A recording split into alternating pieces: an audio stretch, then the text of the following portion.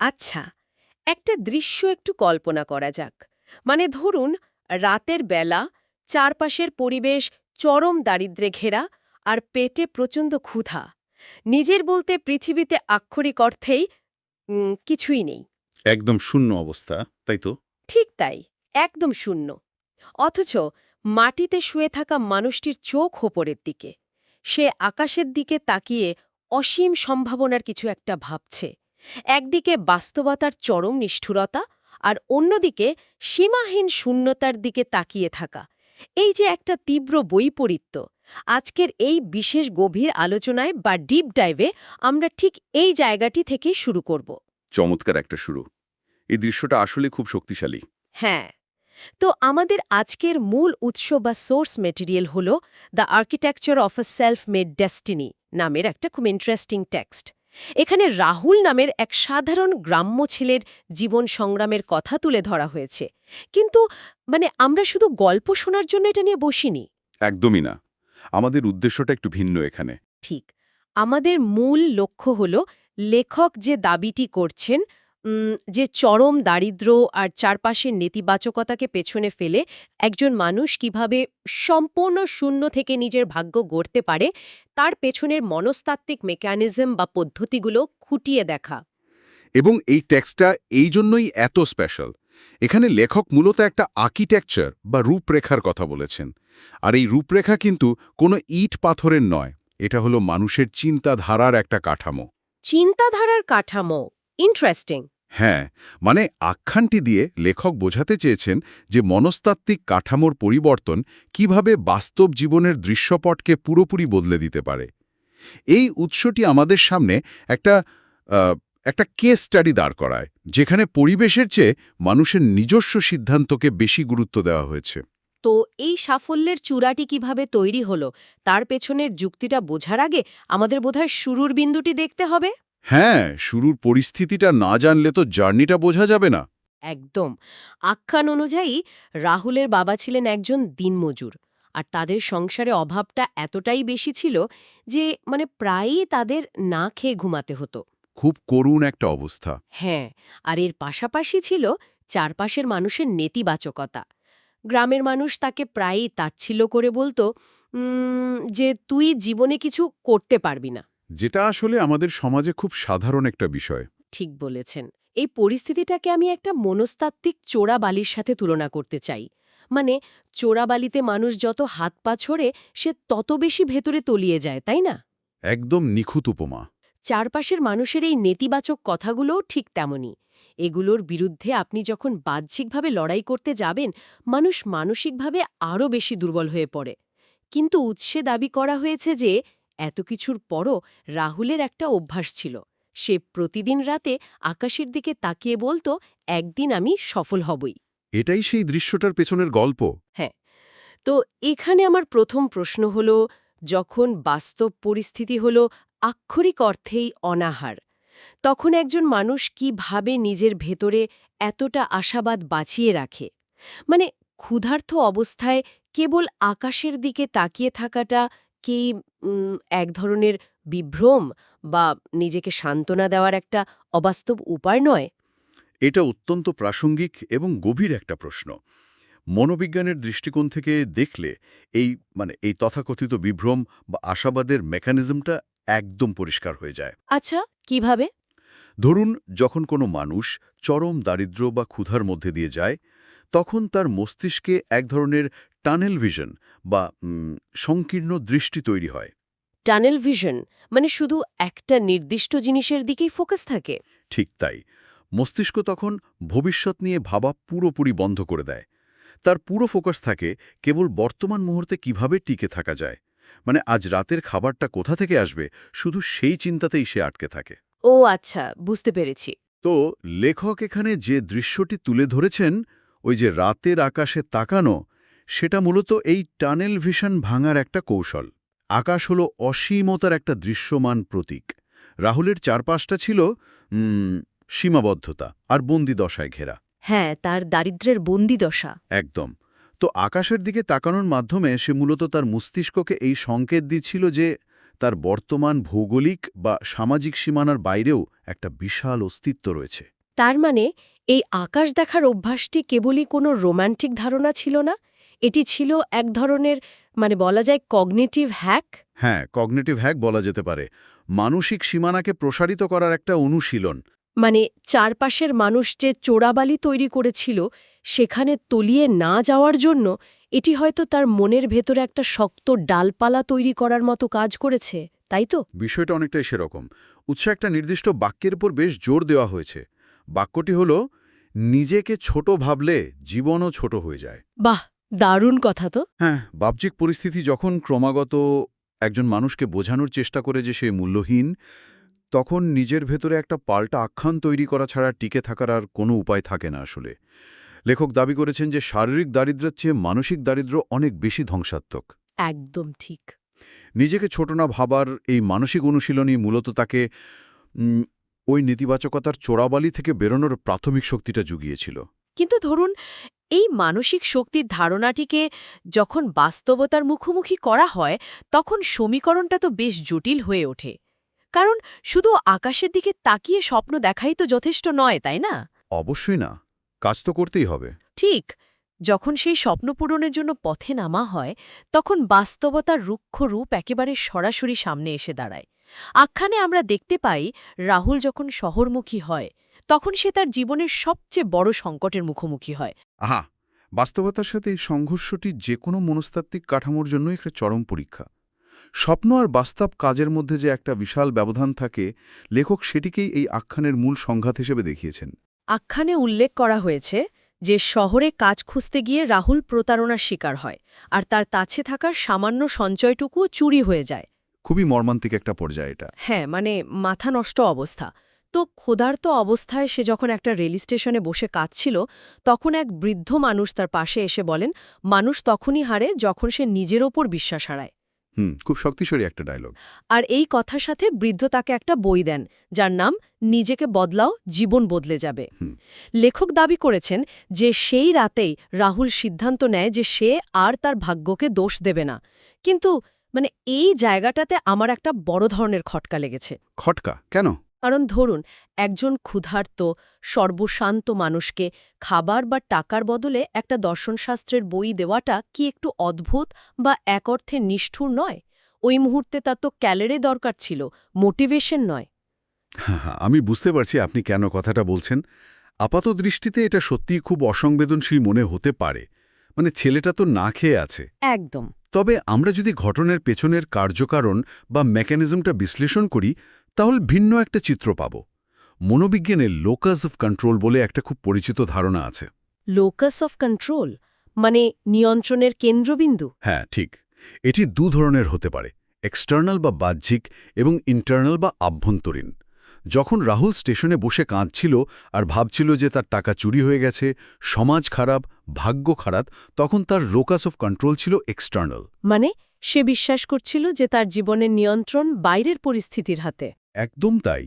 সে ভাবছিল পরিস্থিতিই সবকিছুর জন্য দায়ী। এখন ধরুন, বৃদ্ধ লোকটি যদি তাকে ওই মুহূর্তে টাকা বা খাবার দিতেন, তবে রাহুলের তাৎক্ষণিক ক্ষুধা হয়তো মিটত, কিন্তু তার ওই এক্সটার্নাল নির্ভরতাটা আরও শক্ত হতো। ও আচ্ছা, সে ভাবত যে বিপদে পড়লে কেউ না কেউ এসে তাকে উদ্ধার করবে। ঠিক। তার তাকে টাকা দেওয়া তার ভিকটিম মেন্টালিটি বা নিজেকে পরিস্থিতির শিকার ভাবার মানসিকতাকে এক অর্থে পুরস্কৃত করা হতো। ঠিক বলেছেন। বৃদ্ধ লোকটি তাকে বই দেওয়ার মাধ্যমে মূলত একটা সিস্টেম রিবুট করার চেষ্টা করেছিলেন। বইটির শিরোনামটাই খেয়াল করুন, নিজেকে বদলাও, জীবন বদলে যাবে। হ্যাঁ, এটা তো সরাসরি ইন্টারনাল লোকাস অফ কন্ট্রোলের দিকে ইঙ্গিত করে। একদম। বাইরের পরিস্থিতির ওপর মানুষের নিয়ন্ত্রণ থাকে না। টাকা চুরি হয়ে যাওয়াটা তো রাহুলের হাতে ছিল না, কিন্তু ওই ঘটনার প্রতি তার প্রতিক্রিয়া কি হবে সেটা সম্পূর্ণ তার হাতে। লেখক এই ঘটনাটিকে গল্পের টার্নিং পয়েন্ট হিসেবে চিহ্নিত করেছেন। ভাগ্যকে দোষ দেয়া বন্ধ করার সিদ্ধান্ত নেওয়ার মাধ্যমেই সে আসলে নিজের জীবনের স্টিয়ারিং হুইলটা নিজের হাতে তুলে নেয়। ঠিক তাই। ওয়াও, এই বিশ্লেষণটা বেশ কৌতূহল উদ্দীপক। তার বৃদ্ধ লোকটি তার পেট ভরানোর বদলে তার মনস্তাত্ত্বিক পক্ষাঘাত বা সাইকোলজিক্যাল প্যারালাইসিস সারানোর দিকে মনোযোগ দিয়েছিলেন। সুন্দর বলেছেন, সাইকোলজিক্যাল প্যারালাইসিস। কিন্তু ধরুন, ভাগ্যকে দোষ না দেওয়ার সিদ্ধান্ত তো কেবল একটা মানসিক অবস্থা। এই মানসিক অবস্থাকে যখন বাস্তবে রূপ দিতে হয় তখন তো নিখুঁত পরিকল্পনার প্রয়োজন হয়, তাই না? অবশ্যই, শুধু চিন্তা করলেই তো হবে না। তো এবার তাহলে আমরা আখ্যানের সেই পর্যায়ে প্রবেশ করি যেখানে এই নতুন মনস্তাত্ত্বকে ব্যবহার করে কাজের রূপরেখা তৈরি করা হয়েছে। হ্যাঁ, কারণ মনস্তাত্ত্বিক পরিবর্তনকে বাস্তবে রূপ দেওয়ার মেকানিজমটা আসলে খুবই যান্ত্রিক এবং বেশ কঠিন। এখানে মোটিভেশন খুব দ্রুত ফুরিয়ে যায় যদি না তার সাথে প্রতিদিনের একটা কঠোর রুটিন যুক্ত থাকে। তো আখ্যান অনুযায়ী এরপর রাহুল শহরে একটা হোটেলে দিনে বাসন মাজার কাজ নেয় আর রাতে পড়াশোনা করত। এখানে সবচেয়ে আকর্ষণীয় যে তথ্যটি দেওয়া হয়েছে তা হল সবাই ঘুমিয়ে গেলে একটা পুরনো খাতায় সে প্রতিদিন নিজের স্বপ্নের কথা লিখত। এই জায়গাটা খুব গুরুত্বপূর্ণ। হ্যাঁ, আমি এই পর্যায়টিকে দুটো আলাদা স্তরে ভাগ করে দেখতে চাই। একটা হলো অপারেশনাল লেভেল বা দৈনন্দিন টিকে থাকার স্তর, যেটা হলো ওই বাসন মাজার কাজ, আর অন্যটা হলো স্ট্র্যাটেজিক লেভেল বা কৌশলগত স্তর, যা হলো রাতে পড়াশোনা করা এবং খাতায় স্বপ্ন লেখা। চমৎকার বিভাজন। কিন্তু এখানে আমার প্রশ্ন হল, সারাদিন হাড় ভাঙা খাটুনির পর যখন শরীর ঘুমাতে চায় তখন এই পুরনো খাতার স্বপ্ন লিখে রাখার মতো একটা আপাত অর্থহীন কাজের পেছনে লেখকের যুক্তি কি হতে পারে? মানে সে তো ঘুমিয়ে রেস্ট নিতে পারত। খাতায় স্বপ্ন লিখে রাখার বিষয়টিকে আপাত অর্থহীন মনে হলেও স্নায়ুবিজ্ঞানের আলোকে এটি অত্যন্ত কার্যকরী একটা পদ্ধতি। একে বলা যায় সেলফ সিগন্যালিং বা নিজেকে বার্তা পাঠানো। নিজেকে বার্তা পাঠানো মানে নিজের ব্রেনকে? হ্যাঁ, ধরুন সারাদিন বাসন মাজার মতো কাজ করার পর একজন মানুষের নিজস্ব পরিচয়ের সংকট তৈরি হওয়া খুব স্বাভাবিক। তার মনে হতেই পারে যে সে কেবলই একজন বাসন মাজার শ্রমিক, তার জীবনে আর কোনো মূল্য নেই। হীনমন্যতা তৈরি হওয়াটা খুব স্বাভাবিক। ঠিক, কিন্তু রাতে যখন সে খাতায় তার ভবিষ্যৎ পরিকল্পনার কথা লিখত তখন সে মূলত তার মস্তিষ্ককে এই বার্তা দিত যে তার বর্তমান কাজ বা ওই অপারেশনাল লেভেলটি তার চূড়ান্ত গন্তব্য নয়। ও, এটি কেবলই স্ট্র্যাটেজিক লেভেলে যাওয়ার একটা মাধ্যম। এটি মূলত নিজের চিন্তাকে বস্তুগত রূপ দেওয়ার একটা পদ্ধতি। তার মানে খাতায় লেখা শব্দগুলো তার জন্য এক ধরনের মানসিক নোঙর হিসেবে কাজ করত, যা তাকে নিজের লক্ষ্যর সাথে যুক্ত রাখত। একদম মানসিক নোঙর। কিন্তু আখ্যানে এরপর একটা বড় ধরনের ধাক্কার কথা বলা হয়েছে। বছরের পর বছর এই কঠোর পরিশ্রমের পর রাহুল নিজের জমানো টাকায় একটা ছোট ব্যবসা শুরু করে এবং সেটি ব্যর্থ হয়। হ্যাঁ, জীবনের আর একটা বড় টেস্ট। আর তখন শহরের মানুষেরাও তার ব্যর্থতা নিয়ে হাসাহাসি শুরু করে। এই জায়গাটা আমাকে একটু ভাবাচ্ছে আসলে। কেন? মানে একবার সব হারিয়ে ঘুরে দাঁড়ানোর পর দ্বিতীয়বারের এই ব্যর্থতা এবং উপহাস একজন মানুষকে তো পুরোপুরি ভেঙে দেওয়ার কথা। এই দ্বিতীয় ধাক্কাটা সে সামলালো কিভাবে? এই জায়গাটিতে এই লেখক তার উৎসের অন্যতম মূল দাবিটি উপস্থাপন করেছেন। দাবিটি হল কঠিন সময়ে মানুষকে শক্তিশালী বানায়। কিন্তু কিভাবে? এর পেছনের মেকানিজমটা বোঝা জরুরি। আমরা যদি প্রথমবার গ্রামের মানুষের হাসাহাসি আর এই দ্বিতীয়বারের হাসাহাসির মধ্যে তুলনা করি তাহলে দেখব প্রেক্ষাপট সম্পূর্ণ ভিন্ন। আচ্ছা। প্রথমবার রাহুল ছিল মানসিকভাবে অরক্ষিত, তার সম্বল ছিল কেবল আকাশের দিকে তাকানো। কিন্তু দ্বিতীয়বার যখন ব্যবসা ব্যর্থ হল ততদিনে সে নিজের ভেতরে একটা রেজিলিয়েন্স আর্কিটেকচার বা ঘুরে দাঁড়ানোর কাঠামো তৈরি করে ফেলেছে। বিষয়টাকে কি আমরা ইমিউন সিস্টেম বা রোগ প্রতিরোধ ক্ষমতার সাথে তুলনা করতে পারি? ইমিউন সিস্টেম কিভাবে একটু বুঝিয়ে বলবেন? মানে ধরুন শরীরে যেমন টিকা দেওয়ার পর ছোটখাটো জ্বর আসে, কিন্তু সেটি আসলে শরীরকে বড় রোগের বিরুদ্ধে প্রস্তুত করে। প্রথমবারের কষ্টটা কি তবে তার জন্য একটা মানসিক টিকা হিসেবে কাজ করেছিল? চমৎকার একটা উপমা দিয়েছেন আপনি, একদম মানসিক টিকা। এই দ্বিতীয় ব্যর্থতাটি আসলে তার সেই ইন্টারনাল লোকাস অফ কন্ট্রোলের জন্য একটা স্ট্রেস টেস্ট বা চরম পরীক্ষা ছিল। Stress test. ঠিক। যখন কেউ প্রথম চেষ্টাতেই সফল হয়ে যায় তখন সে বুঝতে পারে না যে তার সাফল্যের ভিত্তি কতটা মজবুত।